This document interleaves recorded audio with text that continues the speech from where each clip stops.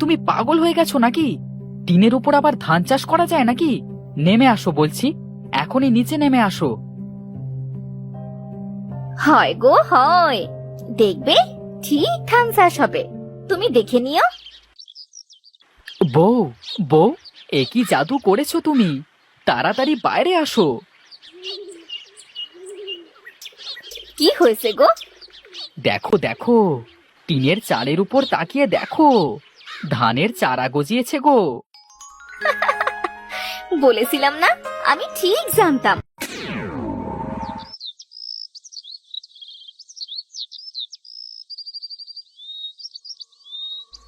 হরিপুর গ্রামে বাস করত এক গাড়োয়ান। সারাদিন গরুর গাড়ি চালিয়ে সবার ফসল মাঠ থেকে বাড়িতে পৌঁছে দিত। কিন্তু গাড়োয়ানের মনে ছিল অনেক কষ্ট, কারণ নিজের গরুর গাড়ি থাকা সত্ত্বেও ও নিজের কোনো মাঠ বা জমি ছিল না। কি গো, এভাবে মন খারাপ করে বসে আছো যে? ভাবছি আর কতদিন এইভাবে অন্যের ফসল টেনে নিয়ে আসবো বলতো। তাই ভাবছি নিজের যদি একটু জায়গা জমি থাকতো তাহলে সেখানে ধানের চাষ করতাম। আহা, শখ কত! চাষ করবে বলি, চাষ করতে যেহেতু ইচ্ছে করছে, তাহলে জমি কিনছো না কেন? আবার কারোর জমিও বর্গাও করবে না। কি আর করব, কত জমি তো বর্গা নিয়ে চাষ করবার চেষ্টা করলাম, কিন্তু কারো জমিতে তো ভালো ফসল ফলাতে পারলাম না। এই জন্য তো সবাই জমি কেড়ে নিল। ভালো ফসল ফলাতে পারো না, তাহলে চাষ করার এত শখ আসে কোথা থেকে শুনি? গোপাল, ও গোপাল, এই বাড়িতে আছিস নাকি? এই তো রহমান চাচা, বলুন। বলছি কি গোপাল, আমার মাঠ থেকে ধান নিয়ে এসে দিতে পারবি বাবা? হ্যাঁ চাচা, পারবো না কেন, নিশ্চয়ই পারবো। তাহলে চল তো বাবা, ওই উত্তর মাঠের ধান জমিতে ধান রয়েছে, আবার মেঘও করেছে, তাড়াতাড়ি চল বাবা। বউ, তুমি থাকো, আমি রহমান চাচা ধানগুলো মাঠ থেকে বাড়িতে দিয়ে আসি গিয়ে। আচ্ছা যাও, তবে শোনো, সাবধানে যেও, বৃষ্টিতে ভিজো না কিন্তু।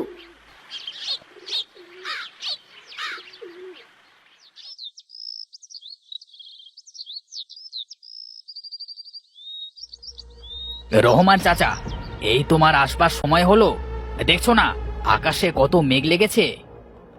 আহা বাবা, এই গোপালের বাড়িতে হেঁটে যাব, তারপর তো খবরটা দেব নাকি? হয়েছে হয়েছে, এখন আমি তো চলে এসেছি।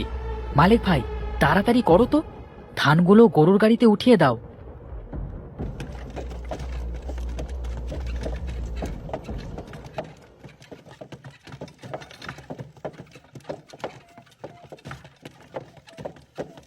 এইখানে রাখ গোপাল। বাবা গোপাল, বলছি কি, আমার কাছে তো এখন টাকা নেই, তুই বরং 2 আঁটি ধান নিয়ে যা বাবা। দাও, তা দিলে তো ভালোই হয়, আমাদের সাথে সাথে গরু দুটোরও খাবার হয়ে যাবে।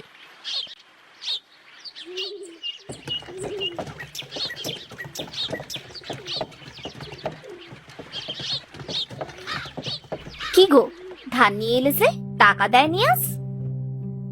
না গো বউ, রহমান চাচা বলল টাকা নেই, তাই তো ধানগুলো দিল, গাড়ি থেকে নামাও তো। একই গো বউ, ধানগুলো এভাবে চালের ওপরে উঠালে যে? ধানগুলো যে ভিজে গেল গো, তাই টিনের চালের ওপর দিলাম, যাতে হাওয়া বাতাসে একটু শুকিয়ে যায়। তা আকাশে দেখেছো, মেঘ করেছে। সমস্যা নেই, এমনিতেই ধানগুলো ভিজে, বৃষ্টিতে না হয় আরেকটু ভিজে যাবে, তাতে কি? আচ্ছা চলো, ঘরে চলো, মনে হয় অনেক বৃষ্টি আসবে আজ।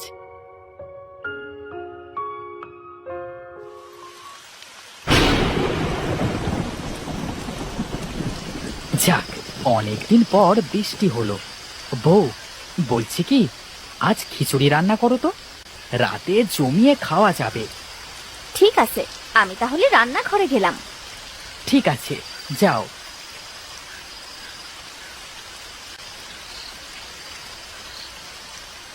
বাবা, ও বাবা, বাইরে দেখেছো কত সুন্দর বৃষ্টি হচ্ছে? হ্যাঁ রে মা, তাই তো দেখছি। তা মা, তোর লেখাপড়া কেমন চলছে? ভালো চলছে বাবা। বাবা, মা কোথায় গেল? তোর মা রান্নাঘরে গেছে। ও আচ্ছা, আমিও তাহলে মায়ের কাছে গেলাম বাবা।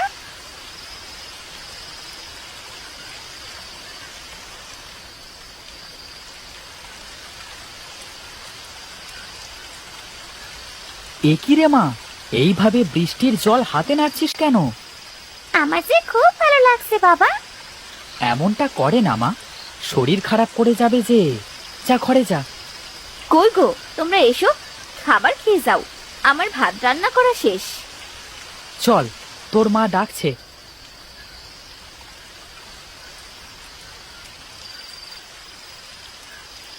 আহ, গরম গরম খিচুড়ি। বৃষ্টির দিনে খিচুড়ি খেতে খুব মজা লাগে মা। হ্যাঁ হ্যাঁ, বস, এবার খেয়ে নে। হ্যাঁ রে মা, তাড়াতাড়ি খেয়ে ঘুমিয়ে পড়তে হবে। আজকে রাতে ঘুমটাও বেশ ভালোই হবে।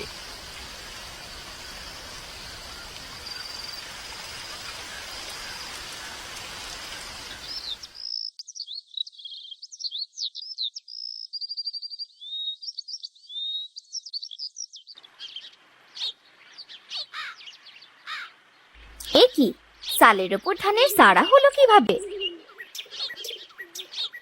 মা, ও মা, তুমি এইভাবে উপরে কি দেখছো?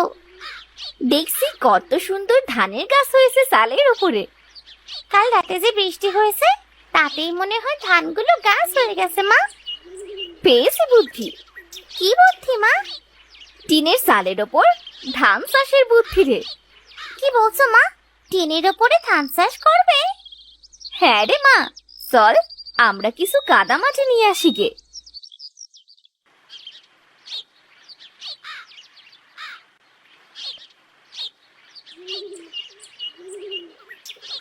শোন মা, আমি টিনের চালের ওপর উঠবো, আর তুই আমার কাছে এইখান থেকে কাদা নিয়ে গিয়ে দিবি। আচ্ছা মা।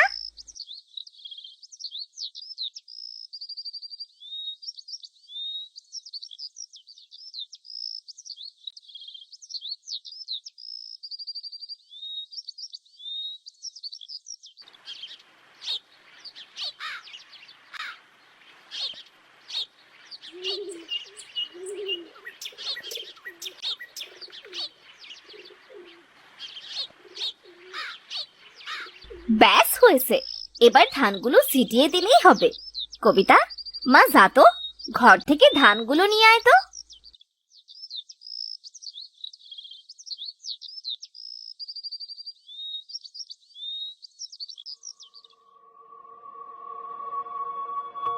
এই নাও ধান। দে মা, দে।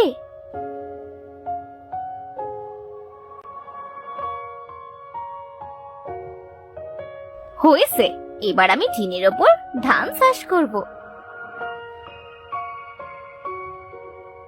এ কি বউ, তুমি টিনের ওপরে কি করছো? মা টিনের ওপরে ধান চাষ করছে বাবা। বউ, ও বউ, তুমি পাগল হয়ে গেছো নাকি? টিনের উপর আবার ধান চাষ করা যায় নাকি? নেমে আসো বলছি, এখনই নিচে নেমে আসো। হয় গো হয়, দেখবে ঠিক ধান চাষ হবে, তুমি দেখে নিও।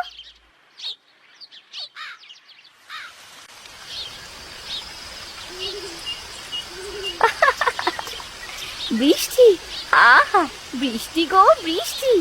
দেখো উপরওয়ালাও চাচ্ছে আমাদের টিনের ওপর ধান চাষ হোক। আমার মাথায় কিছুই ঢুকছে না। তুমি কি পাগল হয়ে গেছো নাকি? মাঠে ধান চাষ করা কষ্টসাধ্য হয়ে যাচ্ছে, আর তুমি কি না টিনের উপর ধান চাষ করবে? কাল সকালে দেখো জাদু। চলো এখন ঘরে চলো, সন্ধে হয়ে আসলো যে, ভাত খেয়ে ঘুমিয়ে পড়বে।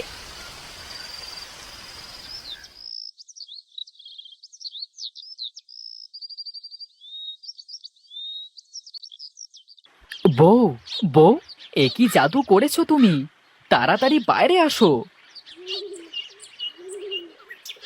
কি হয়েছে গো? দেখো দেখো, টিনের চালের উপর তাকিয়ে দেখো, ধানের চারা গজিয়েছে গো।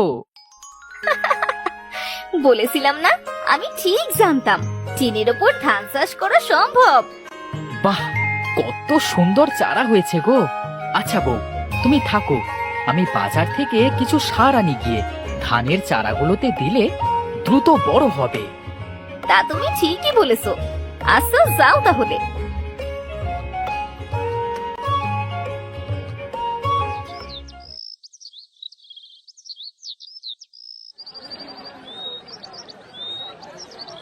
কি গোপাল ভাই, তা কি মনে করে আমার দোকানে আজ আসা হলো? হ্যাঁ, আমার বউ টিনের উপর ধান চাষ করেছে ভাই, তাই তোমার দোকান থেকে কিছু ভালো সার কিনতে আসলাম। টিনের উপর ধান চাষ বাপের জন্মে শুনিনি। আমিও শুনেছিলাম না আর দেখেছিলাম না, কিন্তু আমার বউ এই অসম্ভবকে সম্ভব করে দেখিয়েছে। তাহলে তো বিষয়টা দেখতে হচ্ছে। তা তুমি দেখো, কিন্তু এখন আমাকে কিছু সার দাও তো ভাই।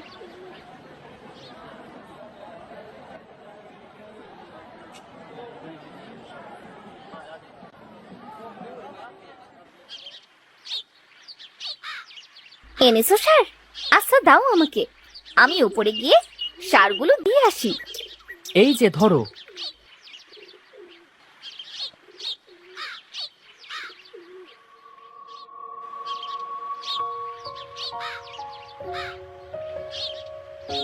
ওগো দেখো দেখো, আমাদের টিনের ওপর কত সুন্দর ধান হয়েছে গো।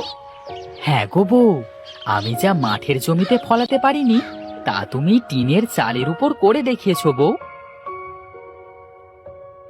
আরে গোপাল, তাহলে তোর বউ সত্যিই টিনের চালের উপর ধান চাষ করেছে? হ্যাঁ দাদা, সত্যি আমার বউ টিনের উপর ধান চাষ করেছে। আহা, কত সুন্দর সোনালী ধান হয়েছে রে গোপাল। তোর কপাল তো এবার খুলে গেল রে। তোর বউ সত্যি লক্ষ্মী রে গোপাল, সত্যি লক্ষ্মী। দেখতে হবে না বউটা কার? আমার বউ যে। হয়েছে হয়েছে, এবার উপরে উঠো তো। ধানগুলো যে পেকে গেছে, কেটে বাজারে বিক্রি করে আসো। হ্যাঁ রে গোপাল, যা যা, এই ধানগুলো কেটে বিক্রি করে আয়।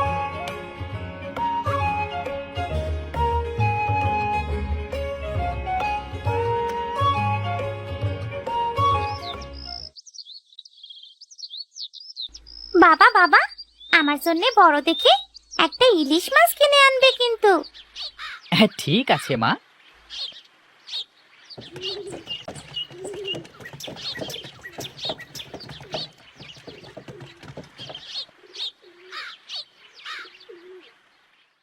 কি মজা কি মজা, আমরা ইলিশ মাছ খাবো ভাজা ভাজা। ওগো, এবার থেকে আর মাঠে নয়, চিনির ওপরে ধান চাষ করবো, বুঝলে? এরপর থেকে মালতী আর গোপাল টিনের উপর ধান চাষ করতে শুরু করলো। আর যে ধান হতো তাই দিয়ে তাদের সংসার হেসে খেলে চলে যেত।